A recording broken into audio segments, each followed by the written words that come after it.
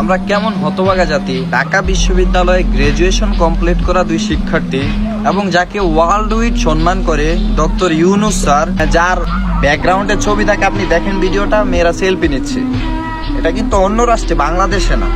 এবং মেসি থেকে রোনালদোরা তার সাথে সেলফি নিতে আসে। বার্সা মেইন ক্লাবটা তাকে ইনভাইট করে, তাকে অস্ট্রেলিয়া আমেরিকার প্রেসিডেন্টরা তাকে সম্মান করে। তার জীবন কাহিনী, তার লাইফস্টাইল সম্পর্কে বই মেক করা হয়, বই আমেরিকার স্কুলে পড়ানো হয়। তার সম্মান যে কত ঊর্ধ্বে আমরা বাঙালিরা হয়তো জানি না।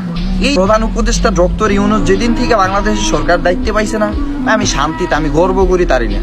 কেননা এখন যে কোনো একটা দেশ আমাদের বাংলাদেশ নিয়ে কথা কইলে একবার হইলেও চিন্তা করবো যে না ডক্টর ইউনুস স্যার আছে, কোনো আওয়াজ চলবো না।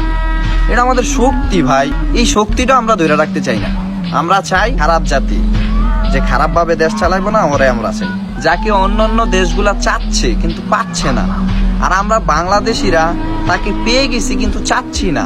আমরা কেমন হতভাগা, আমরা তাকে চাচ্ছি না। আমরা তাদের কি দোষ আছে এগুলা খুঁজে বের করতে চাচ্ছি। আমরা ঠিকই ওই ঢাকা বিশ্ববিদ্যালয়ে গ্রাজুয়েশন কমপ্লিট করা শিক্ষার্থীদের চাচ্ছি না। আমরা চাচ্ছি কাকে জানেন? ওই যে ক্রিকেটার সাকিব আল হাসানকে, ওই যে ফুটপাতে নাচে, গানের সাথে নাচে যে ফুটপাতে মমতাজ, ওনাদেরকে চাই আমরা। ওনাদেরকে স্যার বলতে আমাদের কোনো সমস্যা হয় না, কিন্তু এই শিক্ষার্থীদেরকে, মেধাবী শিক্ষার্থীদেরকে স্যার বলতে আমাদের সমস্যা হয়, খুব ইগুতে লাগে। ডক্টর ইউনুস স্যার কতটা বিনয়ী।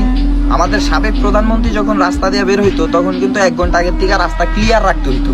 এরকম প্রাইম মিনিস্টার ওনারা, মানুষদেরকে কষ্টে রাখা ওনারা রাস্তা ক্লিয়ার করে যাইতো। তো দেখেন ডক্টর ইউনুস স্যার, তিনি জ্যামে আটকায় আছেন, তিনি রুলস মানেন, শিক্ষিত মানুষ, কতটা বিনয়ী। আমরা তাকেও পছন্দ করি না। হ্যাঁ, এবং আরেকটা বিষয় আমি ফলো করছি, যে ঢাকা বিশ্ববিদ্যালয়ে যে 2জন শিক্ষার্থী উপদেষ্টা হয়েছেন, ওনাদেরকে নিয়ে অনেকেই সমালোচনা করতেছেন যে সবাই তো আন্দোলন করছে, ওনারা কেন উপদেষ্টা হইল, আরদের কি হবে?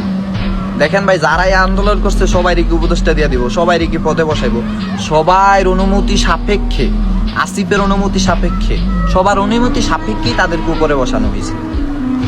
এর মানে এই নেই যে তারা উপরে বসছে আমাদেরকে ভুলে গেছে। ওনারা উপরে বসছেই আমাদের জন্য।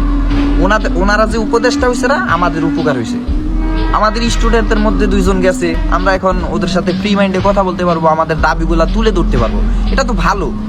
এটা নিয়ে অনেকভাবে কথা বলতেছে যে ওনারা উপদেষ্টা গেছে আর সবাই ঝাড়ু দিতেছে আর ময়লা পরিষ্কার করতেছে, সবাই এরকম করতেছে, ওনারা ঠিকই চেয়ারে বসছে।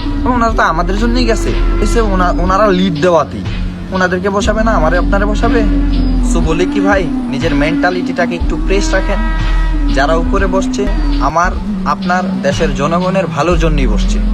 আমি দায়িত্ব নিয়ে বলছি, ট্রাস্ট মি, আমাকে বিশ্বাস রাখুন, আমার আপনার পুরা বাংলাদেশের ওদের দ্বারা কোনো ক্ষতি হবে না।